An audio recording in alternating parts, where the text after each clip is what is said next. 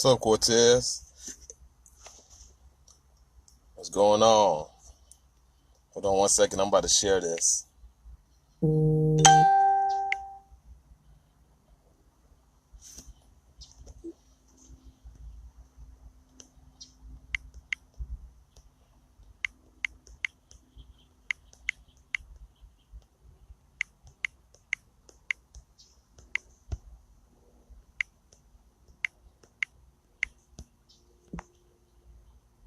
You at work?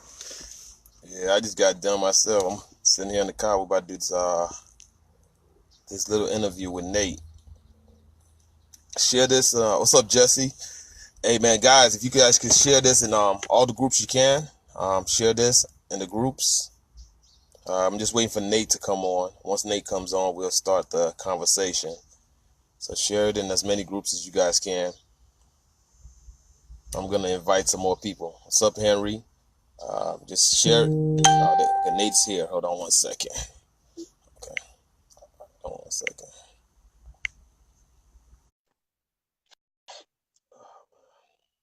All right, I'm adding you, Nate. What's up, bud? What's going on, Nate? What's up? So, guys, whoever's on here, if you guys can share it as much as you can, I'm gonna invite some more people real quick.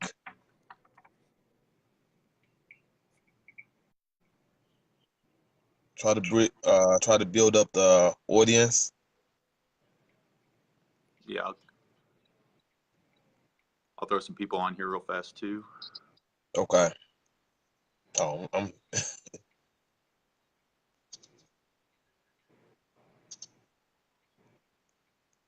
right now. We're just inviting people, trying to build up the audience for what we're speaking on today. So if you guys can share it to as many groups as you can, it would be very helpful.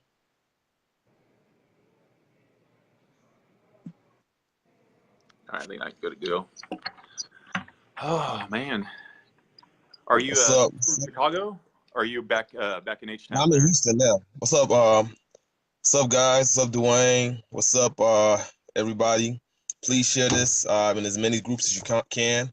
We're gonna start the conversation real soon. I'm still inviting others. So if you see me, if you hear any clicking noises, that's me inviting people. So just be patient with us. We're just trying to invite some more people. Yeah, it's been I'm still on the road. I think the last time we spoke, well, yeah, last Sunday, I was leaving Arkansas from the show from Ryan McCauley and Christina Maxwell's show there at the Arkansas Bully Bash 2. Uh-huh. And I've already been back home into Texas and left the next morning and have been in Louisiana for the last 3-4 days, it seems like. And then I get to go home and back to Texas and visit my stuff, visit my family again, and then I'll be on the way to Colorado, Wyoming for the next 2 weeks. We have two big national level shows for the Australian Shepherd Club of America, ASCA, and then we'll be at the NADAC Nationals Championships over in Wyoming. We're both a sponsor at both of those events, and we have a huge following with the agility community there. So Nice. What's up, Mike? on the What's up, grind, guys? man. Please share this in as many groups as you guys can. Once we get some numbers, we're gonna start the conversation. Basically, I'm Hakim, from Animalville Breeders, Rogue Bully Science. Here's my partner, Nate, Rogue Bully Pet Feed, Rogue Bully Science. He's actually on the road right now, pushing the brand, pushing the message we're trying to push to you guys. So, thanking you guys for checking in with us this morning. Last week was kind of an introduction of me and Nate, Rogue Bully Science, what we're trying to do. And we spoke about a few things. Blake, our partner, is also on. What's up, Blake? So what we're gonna use this today for is we're gonna speak on something I've had a challenge with, and I know a lot of people in the bully community have, and that's the developmental growth of puppies. Being that the bully is a very heavy set dog, we already being that our dogs are bulky. It's already hard when it comes down to the movement. Bone growth has been issues with people within the community. I just wanted Nate to speak a little bit about his from his knowledge on things he feel like could help us in our Origin 5-in-1. The supplement also helps. So you guys just listen in. What's up, Lisa? What's up, Emily? What's up, Melvin? Please share this live as much as you can. I think Nate is gonna have a lot of things to say that's gonna be very educational and important for us to listen to and learn. Again, for those of you tuning in, this is a live to talk about the developmental growth of puppies, something that's very, very big within the American Bully community because our dogs are heavy, big bones. So the way they grow is very important. So I'm going to let Nate take it over. Yeah, no worries. You and I were talking earlier about well, it's puppy season already. We have a lot of puppies out there. We have some really good data being collected on some of the puppies being fed Origins in the bully community specifically. I've been tracking data on puppies that have, we've had many Origin litters, if you will, or rogue babies out there on the ground for over 2 years now. So we've been watching their development, testing some things, comparing them against their own litters. And this is something that we've noticed early on. Being a background again in other animal species and how do you raise a young animal to be as healthy as possible, as hardy as possible, and to help them reach their genetic potential within the norms of the genetic potential for them. But how do you do that? In dogs, we don't get that. Again, we don't get to have that kind of conversation of this and that. It's always a combination of let's just throw some goat milk in there. We try to do all this. We follow a raw diet, but there's so much more left on the table because of it. Some of it's a limited knowledge, but also it's by our own design, by no fault of our own. So I did a video on our YouTube channel, man, I swear it's been over a year ago, on how to raise healthy puppies, and specifically how do you program.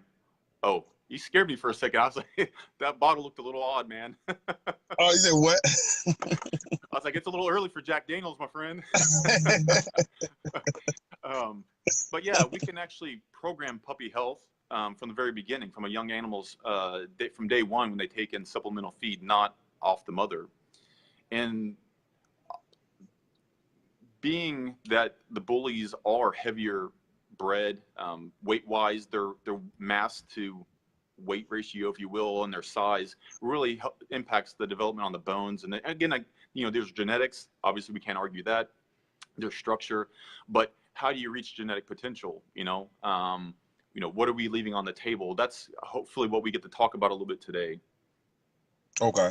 Another thing I spoke to Nate about it here at Animalville, we had a pup out of one of our litters that we had a bone issue with, and whatever it is, it doesn't hurt him at all. But I was telling Nate, his right front leg fully straight, the foot is fully straight, but his left foot, when he runs, it looks normal. But when he stands still, the whole left foot like points the other way. And I was talking to Nate about that, and just kind of some advice on what he thought could be the problem, and how can we avoid issues like that. And I know I'm not the only person, or where Animalville is not the only camp that's faced that type of issue. Again, when dealing with these bullies are bred so heavy in bone, heavy in size, and as pups, we were trained to basically feed. You want the puppy to be as thick as possible. Over the last few years, I've learned that no matter what you feed the puppy, you can make the puppy as fat and as thick as you want. If the genetics is there, it doesn't matter. So I wanted to kind of speak on that. Yeah. So you bring up a number of issues that are common with a lot of breeds, not just the bully community. The bully community is a little different with the type of dogs that are bred. Again, it's just their size and their height and all that development. So what you're seeing, yeah, you have the genetic factor. Genetics are going to roll out, good or bad. But how can nutrition actually impact that? And it impacts it a lot, actually, especially early on in life. Within the first 8 months, you're definitely going to impact the development of the dog. So let's think about these puppies, right? Fat puppies or healthy puppies, right? Not always the same, because remember that live experiment we did where we showed how long it takes dry food to swell up and absorb, or to swell up and absorb water, and are you really getting the breakdown in nutrition? pumping them full of food, I use that term loosely, of dry food, pumping them full of that and making fat looking puppies, all you're making is their intestinal volume very full. And if anything, you're actually, subtracting nutrition from them. You got all this indigestible components in there that are filling up the puppy. They're trying, little bodies are trying to process it. They're burning up a lot of energy trying to process this dry food that may not be absorbed. The vast majority of it's not being absorbed. So you're making a lot of poop, but they look fat, they look healthy. But to what negative impact are you having? Well, one, they're not really absorbing a lot of it. So you got a fast-growing little dog that's trying to grow and needs calories, real calories that can be easily absorbed and digested, and so they can actually grow as their genetic code tells them to do that. If you're pumping in stuff that doesn't digest and break down and absorb, then they're spending energy, real calories, trying to break that down, and they're not gaining anything from it. And the body will start going through what we call gated development. We do use this term in other animals as well. Puppies, it's called the awkward stage, that weird, they grow legs, then they grow body, and then they grow legs and bones, and then they grow organs and mass. So they kind of go through these weird awkward stages. Well, we don't have to normally do that. That's not a phase that we have to accept, actually. So that's what you're going to get. So when the body's trying to actually grow in different areas, bones, mass, organs, such and such, what you can get is you obviously get the malnourished aspect of too much calcium, too much phosphorus is the usually terms they like to throw around. But it's really the body's not able to get all the nutrients that it needs. And so it's going to grow a little bit differently.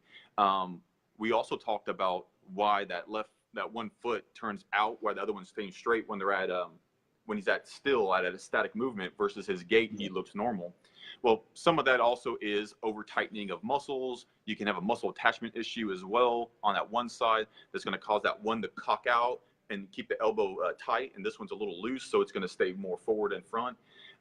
You can get these various problems other than a gross genetic development issue. What's up, Deshaun? What's up, Tara? Just want Tevin from Tevin is checking out from Prince Edward's Island in Canada. Sean, Angelo morning, Robert morning, Jeremy morning, Tony morning. Everybody, Usman Hussein morning. Please share this live. We're going to be talking about a lot of educational things that I feel like is very needed and helpful in the community. Another thing. I wanted to speak on is when it comes down to Origin 5-in-1, our supplement. I've had a lot of people reach out to me and ask, can we mix this with our puppy food? How does this translate over to feeding puppies? Yeah, so here's the thing about real nutrition. Real nutrition knows no age limit, no health condition, no body condition, no species condition. If it's real food, the body can actually naturally on its own digest it and break it down without any help of any outside forces, right? So the major component in the Origins 5-in-1 product is a wild air-dried fish. We use it for other species to grow other animals, swine, chicken, even dairy cows. We use it because it is so easy for the animal to break it down naturally, digest it, and absorb it. That means you're going to get a huge surge of amino acids, vitamins, and minerals that can be readily used for a rapidly growing animal. So that's the key here is how do you furnish enough fuel for a very, very rapidly developing animal? Puppies are growing by the second. They slow down, I guess, a little bit by age, once you think about it a little bit. But on a puppy, from a day, from 4 weeks old on to the first year, they're growing, roughly 80% or more of their total, the total endpoint of their development cycle. So we got to fuel that with real nutrition. When you do that, you don't get that weird puppy stage. You don't go through awkward development. The long bones and the other bones can grow as needed. The muscles can grow. The organs can grow all at the same time. That's what we don't see normally. Those folks that have been raising puppies on Origins, that have been breeding dogs while they're on it, getting better, litter sizes, overall better puppy health. You raise a healthy litter, and the nutrition factor goes beyond the development of the animal. It goes to the health of the animal. Rogue puppies don't get sick as much. They're healthier. They're hardier. They don't usually get impacted with the normal issues. Does it make them super dogs? By no means. I mean, we give them the best setup to actually thrive and to reach their genetic potential as completely as possible without hindering them with non-species appropriate nutrition that would only take away energy and calories and compromise the health. We actually give them the tools to actually negate that process and actually grow very, very well, actually. Tia, the product is called Origins 5-in-1. It's a supplement produced by Rogue Bully Science, which is what me and Nate are part of. Origins 5-in-1 is a supplement you mix with your dog's food, improves your dog's digestive system, the whole gut tract of your dog. Overall product, great for your dog's health, great for puppies, great for whelping moms, great for just overall, just it fixes your dog. I'm gonna post a comment within the comments of the website if anybody's interested in ordering it, where you can order it from. I also want you guys, while we on this live, please ask as many questions as you can. The conversation we're having is about puppies, their growths, what you guys can do to make sure your pups grow better. Just any questions you guys would like to ask. Anissa asks, is Origin 5-in-1 great for skin? I'm going to be posting the link to order now. But Anissa Littlefield asks, is it great for skin? Yeah, no. So we'll have some posts coming out here soon on the Rogue Bully Science Facebook page showing other dogs that we've been following and how, in comparison, side-by-side comparisons of puppies raised on Origins and puppies not raised on Origins, they're all getting dry food, and it shows you the value difference between how much a Rogue puppy benefits from the Origin supplement versus not doing it at all. Yes, skin and coat is a huge proponent of gut health, and it really is an indicator of overall health if you have a really good coat or a good skin and coat situation, which very few people actually have, unless you're on a raw diet, a complete raw diet, and or you're using the Origin supplement. So the impact of the nutrition and of the high quality of the fat sources that are in the Origin supplement directly impacts skin and coat by far the most. And so what you get is really deep colors. Blacks and whites are just brilliant, shiny, dipped in oil kind of look. Reds take a little bit longer. The blues and the blue tints of those dilution colors take a little bit longer. Really depends on the coat turnover, but it becomes a really good coat. But with puppies, you see a huge difference actually with puppies than you do adult dogs, Hakeem. If you were to, some of the posts that are coming out that people will see is that the coat quality, like the health, the length, the condition, the thickness of a puppy raised on Origins looks like an adult coat. I mean, it does not look like a puppy coat. Puppy coats are, they're really soft, short, like almost down, like an undercoat would be, very soft. Takes a while for it to come into what we consider an adult coat. 8 weeks old, Origins raised puppies have a thick, coarse adult coat from the get-go, it's a huge stark difference actually. So we've seen this in other breeds, Aussies, Australian Kelpies, a lot of smooth coat dogs, so German short-haired pointers, Staffy bulls, pit bulls. The coat condition and the quality is night and day, not even the same.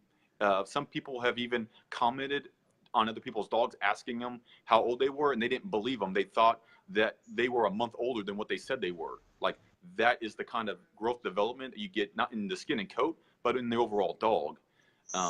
We've seen Aussies, like our partner Blake, his Aussie, when he took his Aussie, which was his parents were, the parents of his Aussie were raised on Origins, been on Origins during the whole pregnancy. And when he took his dog back to see the litter, his pup at 7 months old, looked like an adult dog compared to the rest of the, like, it was twice the size of the other litter mates. No joke. Seeing the pictures, it was like, wow, that's a huge difference. Which kind of brings up another question we can go into a little bit of, do we create bigger dogs than normal? See what Mike said there. I highly recommend Victor Drake. Yeah, that's a good question. Mike and Tevin brought up. I've got a lot of people hitting me up asking, does it matter what kind of food you mix with it? Based on what I've learned and what I know about the supplement, the better the food is, it does help, but it seems like I'm gonna leave that to you. But to me, I'm with Mike. I use Victor with Yep. my dog. Another question while you're answering that question is people always asking me, do you mix water with it or not? I personally don't mix water with mine when I mix it for my dogs, but I'm gonna let you answer that. Sure. So the water, I highly, highly recommend it. And if you can, great. One things that we are learning, the more feedback we get from the awesome folks in the bully community, is some of them aren't. It's kind of about 50-50 if I just think about the questions and comments I get in the emails. Some like it, some don't like it, which is fine. I do recommend it, but it's going to have mostly the same effect. The only effect that you're not going to get, which is a secondary effect, is when you wet origins with the food or with the raw food and they lick it up, it's going to coat the teeth.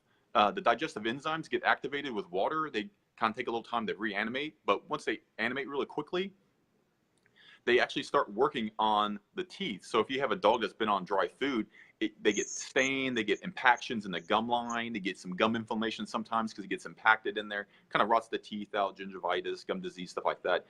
Well, the digestive enzymes in it will naturally break those things, the impactions along the teeth line and the gum line, will break them down and actually descale the teeth naturally. Now, it's going to take the better part of 30 days, 60 days to really start seeing a big impact. But between the just giving them origins and getting it wet when they're eating it is a huge difference. It goes a long way. It's one of those secondary perks of the product of when you engineer something to work really well for a dog. That's a huge mouth health, teeth health is a huge proponent of overall health of the animal. And it does have a lot of impacts. The science is still coming out about some of the things related to the mouth health versus its impact on total health. So yeah, I do recommend it if you can intermittently do it. Great. No worries if you can't. Mixing it with dry food or wet or even raw food, it still has the same benefit. The feeding ratios change a little bit versus dry versus raw. It's about half the dose type of response. So you can mix it with almost anything you want. As far as dry food or recommendations, I feed Victor. I know the facility well. I get no feedback or kickbacks or endorsements from Victor. I've met the owners. I know the facility very well when I used to work with them in a past life. The traceability is amazing. So I do recommend Victor a lot of the time, but there's other foods that the dogs do great on. Taste the Wild, stuff like that. My big point that I actually mention to people is that find something that's ethically priced. Being, if you're spending more than $50 for a bag of dry food for an extruded product, it is what it is, folks. You can't polish a turd that much.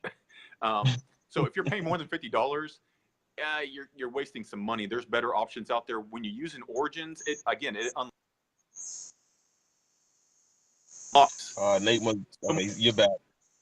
You Yeah, froze. You froze for a second. Yeah, somebody trying to call me. So when you feed origins with dry food, it unlocks so much hidden nutrition because it helps to increase the digestibility of the dry food and all the food. You can actually find a more ethically priced food that is going to do the job just as good versus paying $60+ for a bag of food. It doesn't make sense to me. I'm going to throw this in there to you guys too. Sometime late on this year or early next year, Rogue Bully Science, Rogue Pet Feed is coming out with a dog food. So keep that, be on the lookout for that. Something we're working on. And Origin 5-in-1 is going to be the main factor behind this dog food. So, Mike Sierra asks, is it flavored? If not, are you going to work on that?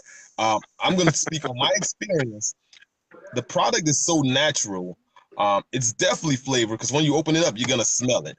And I'm going to tell you this, the dogs love it so much they lick the bowl. And I'm not the only person that said that. I've had numerous people hit me up and tell me my dog licks the bowl. George from Louis V line has called me and told me when he gets a bowl made and when he walks up to his kennel, all the dogs start going crazy because they know what's coming. So it's a very, very flavorful mix to your food. So one comment but there. How would you answer that? Yeah, flavors. Okay. Compose myself because I might go off too much. I've I know flavors very well. We use them in other animal species for intended purposes. Because of their production animals. So we're trying to get them as much food in them as possible to reach, to really amp up the production. When it comes to dogs, I am 100% against flavors. Natural, synthetic. I don't even know what a natural flavor is, to be honest with you. I can create almost any flavor combination you can think of.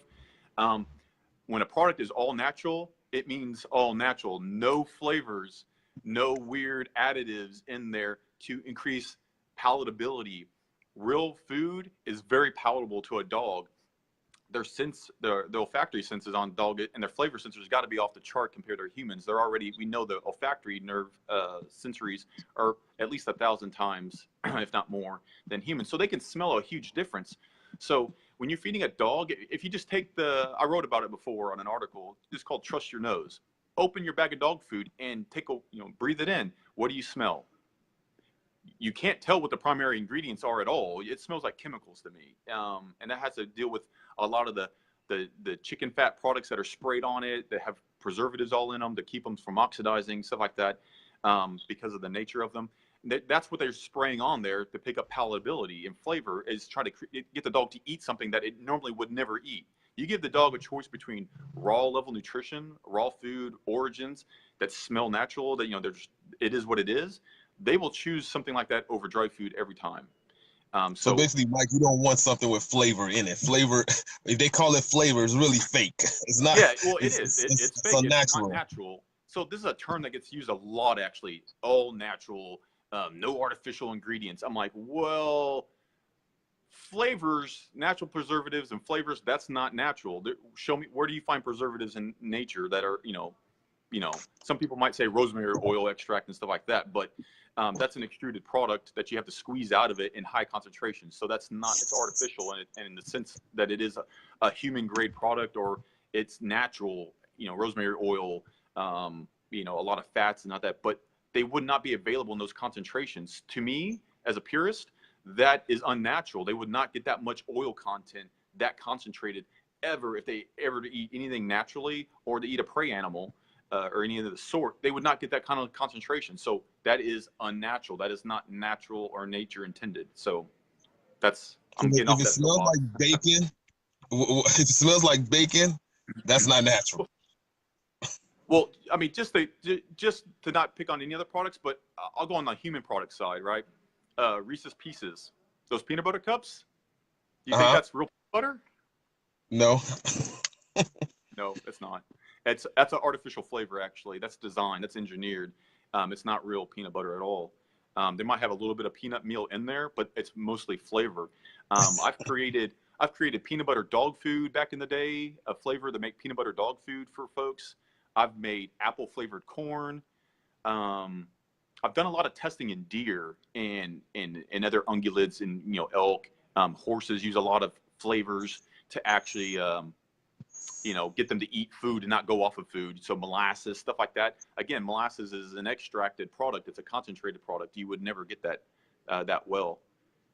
Did you read Mike's comment? Mike says, so Chaos is Grand Champion Chaos is probably one of the top 5, top 10 American bullies right now. Mike wants to know, what would be my serving of this product when I feed Chaos? Just asking so he doesn't have to read it. Mike is a fool. He's a real character, that guy. Mike, you need to read sometimes, Mike. No worries.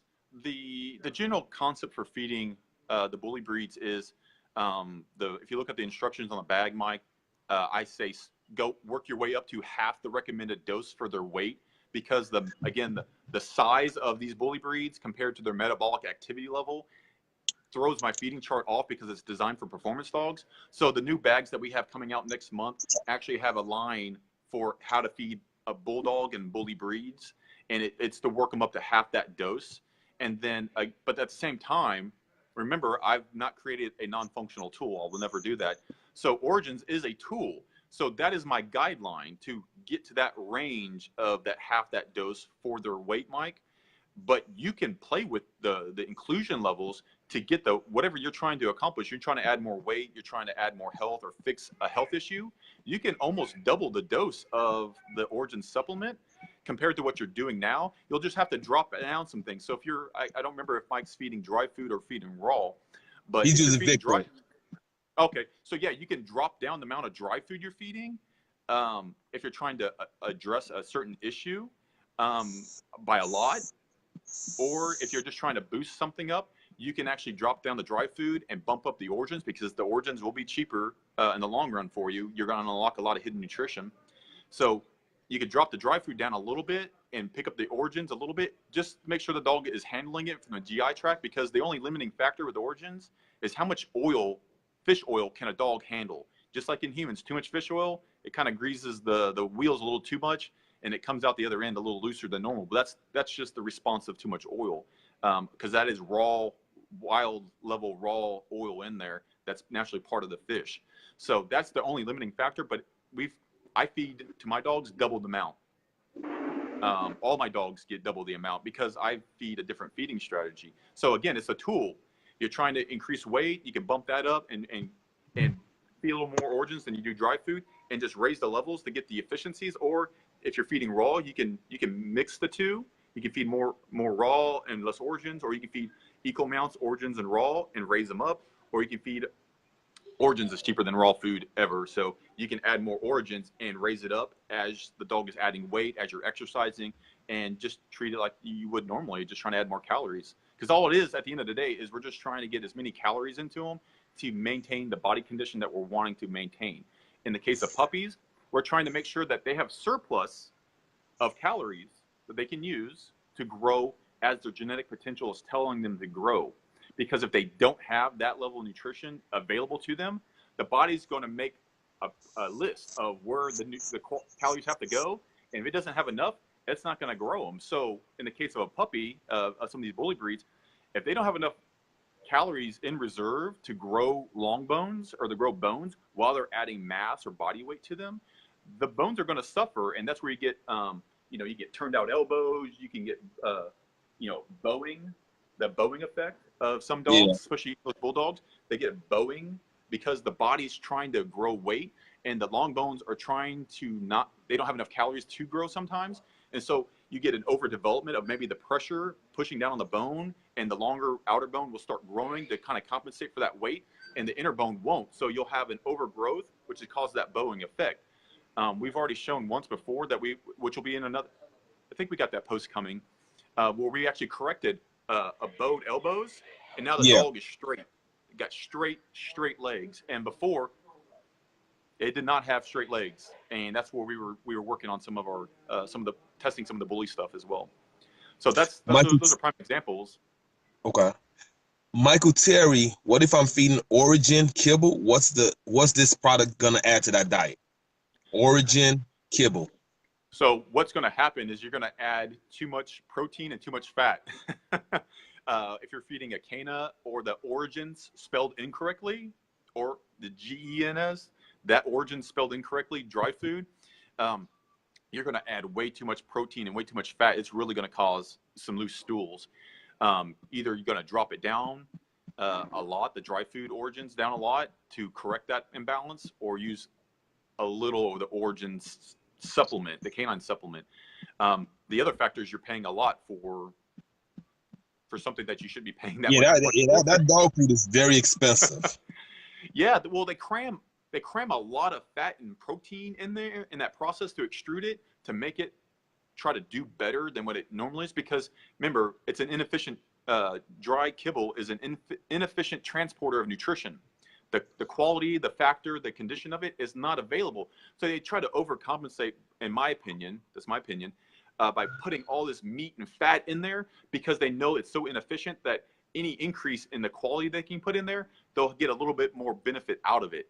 And all they're doing is making very expensive food at the end of the day that is going to create a lot of material you can fill holes in your yard with, when it doesn't have to be that level of that much, and it doesn't have to cost you that much. It should not cost you that much. That process is very cost efficient for the manufacturing side. again, Mike, like I said earlier, Rogue Pet Feed, Rogue Bully Science will be coming out with dog food, hopefully before the end of the year. Eric Evans, what's the amount you recommend for a 4-week-old pup just starting the 5-in-1 product? Um, if you're already feeding them supplemental food, which means anything than being on the mother, like if you're giving them a Thanks, little Mike, bit. for the order. Sorry about that. Mike will say he's leaving. He ordered a bag this morning, so thank you, Mike. Happy birthday to your wife from Rogue Bully Pet Feed, Rogue Bully Science, and we'll be looking forward to updates from Grand Champion Chaos. Thanks, Mike. Yep. So if you got a 4-week-old puppy and it's already, you're already supplementing it with supplemental food, anything other than mother's milk, obviously. It's like you're giving them goat's milk or some raw meat. There's some, recipes out there. Then yeah, you can start feeding them in there. We need to find a place to get you the puppy feeding chart, Hakeem. I developed feeding charts for like toy breeds, medium breeds, large breed dogs, medium breed dogs, to kind of at what age, week wise, and how much to feed them, because they're just fast growing, so their feeding requirements are a little bit different. But if you're feeding, which most people do, feed in a litter batch, you feed a whole bowl and all the puppies are eating on it, you can put, start off about that week, about a teaspoon in there per feeding. Just sprinkle a teaspoon and mix it in with everything. You can bump it up to a couple teaspoons, in a few weeks after that. But you just start gradually picking up the dosage in there, because as they start growing more, they're going to need more. And fat is a good source, but you need good quality protein. You need a diverse amino acid profile. The fact that it has a lot of raw level omegas and all 38 other fatty acids that no other product has, because it's naturally in the fish that you don't extract it out. That's going to go huge in the development of the nervous system, of the brain. You're going to develop super puppies for a change. Actually, it's beyond the sensory development, holding the puppy upside down and doing all these sensory tactile things to get the periphery nervous system to connect with the brain. We're actually going to develop the internal systems faster. The biggest impact that you're going to have is, this is what nobody talks about, but it's standard of care in other species. The sooner we can develop the diversity of the intestinal tract, diversity of the microbes is what I'm talking about. The sooner you can develop the population of microbes inside the puppy, the faster the immune system is going to respond. It's kind of this whole thing. You're like, oh, dirt don't hurt when you're raising your kids. Don't keep them so clean. Just let them get dirt in them. They're going to develop their immune system. Well, it's kind of the same way, but we're actually purposefully developing it a little bit faster, because what we've shown, not just us, but 22 years of science and research shows that the sooner you can develop the immune system of a young animal, the healthier they are going to be, the less sickly they will be, and the less need for giving them medications is going to be. That's why you don't want to give young animals under the age of 6 months antibiotics if you don't have to, because the antibiotics will trash the populations of the microbes in the intestinal tract, which is in fact dampening their immune system and hurting it, and then it won't be able to fight off external pathogens or internal pathogens that they're taking in from their environment. So that is why you don't want to give puppies antibiotics if you don't have to, which is the whole point of good nutrition, keeping the areas sanitized and clean. That way you just mitigate the need for actually the exposure to harmful components in the environment. Okay. Another thing I wanted to kind of speak on, and me, you, and Blake have spoke about this. I want people to understand the efforts that's put into making Origin 5-in-1 supplement. You go into Alaska and personally checking out the fish that is used. I just want you to speak on that a little bit so people know this is not just a product we're trying to sell. This is something we personally believe in. This is your child, just how much effort you put in personally to make sure that this product is the best out there and people are getting the best for their dogs. The whole process. Yeah. Whoops. Hey, Michael Terry, I accidentally hit the wrong emojicon there, and I got an upset face there. I don't know why that happened. That's not my intention. So let me ask Michael Terry and again, Mike Sierra had 2 questions there, Hakeem. Nutrition diversity, Mike Terry, is going to add, you're going to get a level of nutrition of amino acid profiles, fatty acid profiles, that you're not going to get from anything else. Unless you're out catching wild fish on the ocean daily, you're not going to be able to get this quality. And it's going to add weight to the dog. But again, in the posts that we have coming out on Rogue Bully Science Facebook page, you're going to see side profile shots of puppies on Rogue and not on Rogue. You're going to see direct headshots. You're going to see 3/4, and from behind, you're going to see this is not that fat puppy weight that you're normally used to seeing, that we're all trying to strive for, that make healthy puppies. You're going to see well-balanced dogs, but that weigh a pound to two, sometimes more than their counterparts that are not on Origins.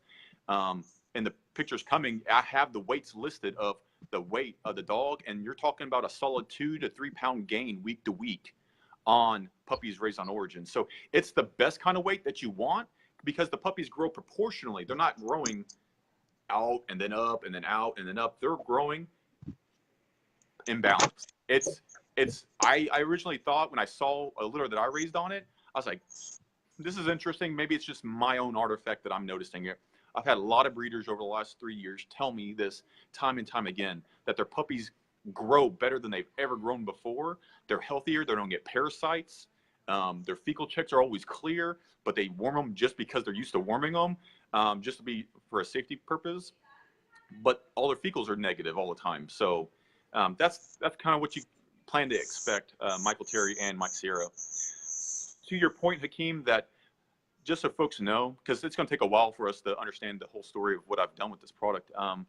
This has been 8 years in the making, folks. I've been putting these pieces together for a while, and it only has been in the last 5 years that I found all the pieces and have been fine tuning it. So the level of sourcing that I expect of myself and for your own dogs as well, because I will not play around with that. I will not sacrifice that quality. Blake and I, my partner in crime as well, we have literally been on the boat 6 or so months ago with the boat captain, looking at this year's school of fish. We care about the quality of the ingredients. We care about what they're doing, how they're managing these animals, what their impact is on the environment. What are they doing in their facility to keep it green as possible, that they're not doing anything unethical in our view as well, because we hold ourselves to a very high standard. But we're checking them also to make sure they're not doing anything weird. They're not making some other product. They're not making salads for HEB, which is a grocery store for those non-Southern Texas folks. They're not making salads for a grocery store in one room and making this fish product in another, or they're not making drugs and another thing that could potentially cross-contaminate any of our product. They check for a lot of biologicals to keep the quality of the product good. They've been doing this for decades, so it is not a young operation on their end at all. They're very high quality. It took me 4 years to find this quality of product, folks, and that can get it to me in the way that I want it done, which, again, most people will not work with a small company and doing custom product like that. But then I do additional testing that's above and beyond requirements for the state of Texas, that we're registered with our product, or with any USDA or FDA regulatory agencies, which is why we have such an easy time getting it into Canada and Europe without a problem, because I do a lot of additional testing that's not required of me. But as a scientist, as someone who has this knowledge, it only makes sense to apply it to ensure the safety of the product, to ensure the safety of our animals. Exactly. Done. Guys, please share the live. If you have any questions, please throw them in. We're open to answering any questions. A question I have is, I want you to speak on this. This is a conversation I've had with other people within the bully community. Dwarfism within the bully community. Like, I'm still trying to understand the whole dwarfism within dogs. Like, what's a good, like, how can you tell if you, I mean, is there an easy way to tell how that affects your dog, or if it's something that you see prevalent within the bully community? What's your personal, as a scientist or a man that knows as much as you know, what's your personal opinion when it comes down to that? As to what we see in the dog, like what an average customer would see with the dog once they start feeding? Yeah, just the whole dwarfism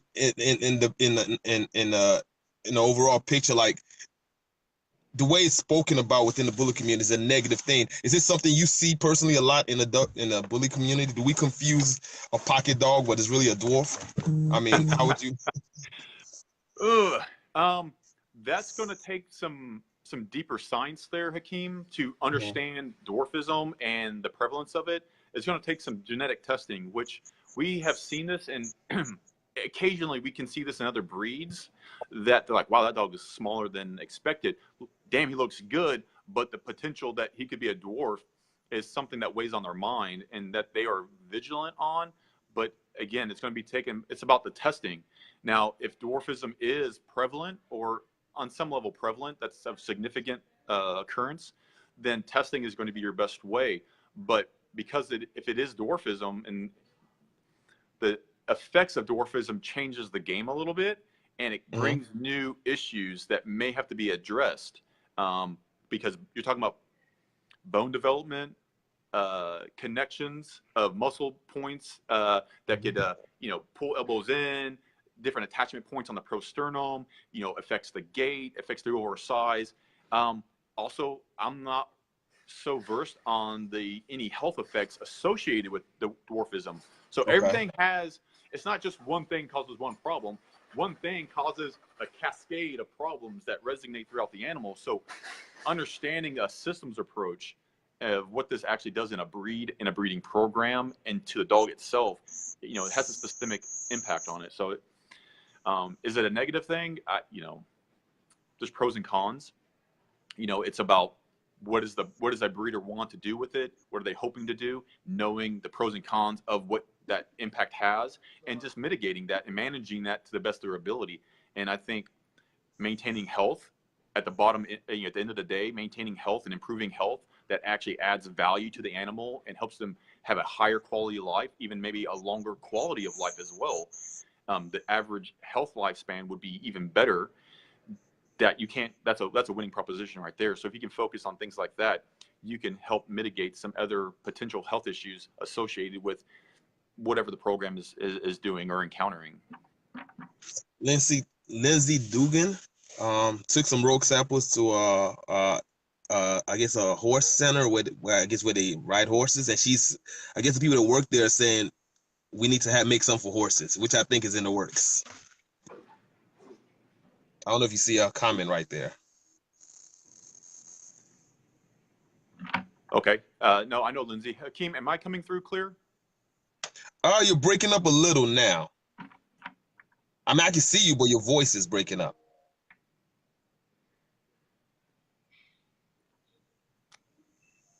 We can see you. Okay, good. I'll just keep talking. Yes, rehabbing animals for sure. Joint development is really. Are you still hearing me? Yeah, we can hear you. Okay. Yeah. So, working with rehab. I'm trying to remember what that question was. She basically what she's asking is she took Origins to a horse facility where they ride horses, and the people that work at the facility told her they need to make some for horses, and I told her that's something that's in the works. Okay. Yeah. No, rehabbing and development of an injury is a huge health component because there's a lot of inflammation factors you're trying to manage. There's a lot of rebuilding of tissues, as well as the systemic response in the animal to an injury. So being able to mitigate inflammation and lower it a lot and very quickly, and to help actually directly impact the joint, which fish oil has the most research behind of actually impacting total health of the joint directly, not just indirectly like other products that do not directly impact joint, but they help with inflammation. Fish oil is one of the few that actually has a more direct response to hip and joint problems and helping with recovery. So injuries, they fall off a spring pole or pole a little weird, and they take a bad spill. You can have some joint issues that could develop from, especially a young dog. It's just about rebuilding that health and going towards, again, total health of the animal and being able to handle stress. In this case, that would be injury. Is being able to actually correct that and get that animal back actually faster. So this is what we focus on in other species as well, and it's a proven system. One more question. Eric Evans, he's on the website. He wants a little bit more information on the yak stick. It's your protein I'm on the website. Give us some knowledge on the yak stick. It's your protein supplement. That's what its question was. Can you hear me, Nate? I think I might have lost Nate. Are you still there, Nate? Yeah, I'm still here. Okay. Did you call what's the name? Eric Evans? Want some information on the yak stick? Yeah, wrong site. Oh yeah, Eric, you're on the wrong site. You need to go to roguebullyscience.com. I'm gonna put it in the comment section. But he wanted some information on yak stick. Yeah, Hakeem, I'm having some difficulty hearing you. The feed is very chopped up. Let me jump off. Do you want to go out on. and come right back in? Okay, cool. I'll be here.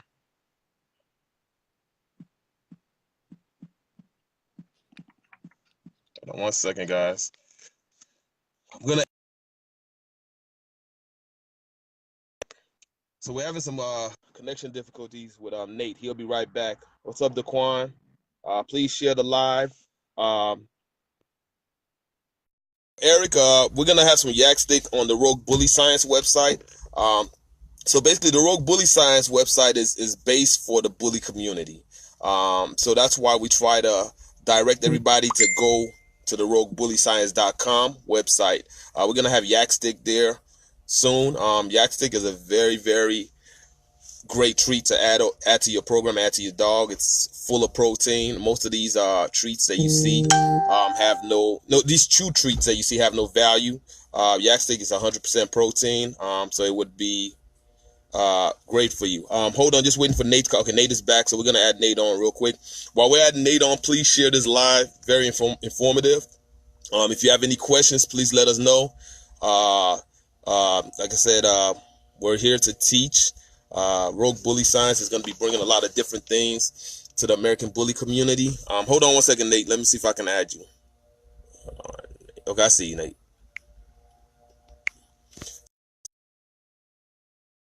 On. Nice, thanks, Lindsay. Lindsay uses the yak sticks, and she says it's lasted longer than anything she's expected with our AP American Pit Bull Terriers. But Nate is back. If anybody has any questions, please ask. Let's see. So somebody uh Lindsay Eric was was asking asking about the about the yak yak stick. stick. Yeah, exactly. Yeah, that's one of the products that, again, from my global experience, that we kind of come across. It made complete sense for us to bring that in-house and bring that to the dog world a little bit more. It was already out there, but I'm shocked to find that not a lot of people know about it. I'm even more shocked about the dishonesty in that kind of product out there of imitators that have a so-called yak stick or yak chew. Our yak stick is, in my opinion, it's a great, we put it in our puppy packs to some of our breeders. It's a great alternative for puppies to chew on. It's species appropriate, meaning that it's got real digestible nutrition that's ideal for a dog, for a carnivore system.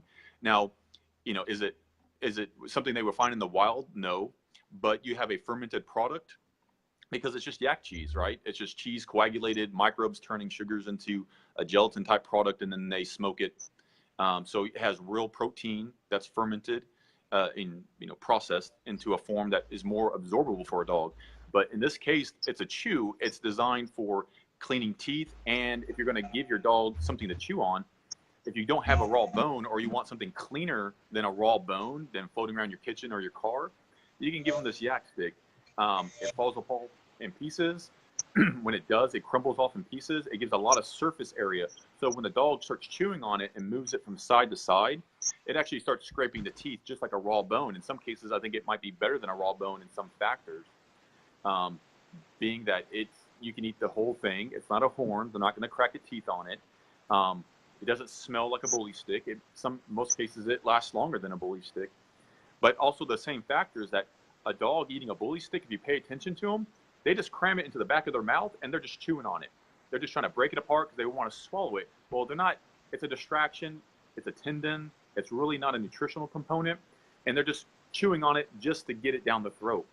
What we see with a yak stick is that they're actually moving it from side to side. They're chewing on the front. They're chewing on the back. they're using a lot of their mouth to play with it and to chew it apart and then to swallow it. So in that regard, I think it makes more sense sometimes than a raw bone. Is it better than a raw bone? Absolutely not. You'll never hear me say that. Raw level nutrition is far superior in species appropriateness than anything you can give your dog. But we are the next best alternative, both in supplement and in the yak stick compartment. Okay, cool. So basically, we're going to be doing this every Sunday. We've taken almost an hour of you guys' time, and we appreciate you guys giving us your time. If you want more information on this product, Origin 5-in-1, or any product that's carried by Rogue Bully Science, you can go to roguebullyscience.com. You can inbox myself or Nate, and we'll try our best to answer your questions. I personally will be on later on today, 5 p.m. Central. I'll be on Dave Wilson's page at ABKC's president doing an interview of him. I'm going to be hitting him with a lot of hard questions. Some of the questions are going to be coming from us at Rogue Bully Science. So if you guys can tune in to Dave Wilson's Facebook page later on at 5 p.m. Central, I'll be interviewing him. He's the ABKC American Bully Kennel Club president. And what we're going to start doing next week also is when we first introduced Rogue Bully Science and Origins 5-in-1 to the bully community, we had 10 individuals that we approached about trying the Origin supplement out. These 10 individuals were individuals we considered in the bully community some of the top breeders and some of the most important people in the bully community. So these individuals have been trying the product out for now close to a month. So next week, what we want to start doing is doing live interviews with these individuals, and just not just hearing it from us, the people behind the product, but hearing it from people that are trying the product. So I'm going to be doing some interviews of individuals starting next week, so you can hear from people that have tried the product and see how they feel about it. So every Sunday we'll be here, me and Nate. Nate, I don't know, I like when Nate does his experiment, so hopefully we can get an experiment the next time. So next Sunday we'll be back between 10 a.m. and 11 a.m. I'll let Nate finish it off. Yep. Well, no, Hakeem, I'm looking forward to the interview with Dave for sure. Really looking forward to that, so I'll be tuning in on that one. And yeah, if you have any questions, definitely reach out to Hakeem. Let us know what you're thinking, and we'll get you answer it as fast as possible. I have an idea for at least one more experiment. To kind of prove another point. But other than that, we'll just save it for next Sunday. All right, cool. So we'll be back next Sunday. We call this Rogue Bully Science Sunday Talk. Look out for the post. It's between 10 a.m. or 11 a.m. We try to get it in before football starts because I need to watch my football. So I want to make sure we get this in. So again, we're using this to help the community learn. I've been around since 2006, and I've learned so much from Nate in the last month, 2 months. I'm just learning. I'm learning a lot. So I mean, I feel like it was important for me to share to people within the community. Thank you, Nate, for the time. And Rogue Bullet Science, we're out. Peace.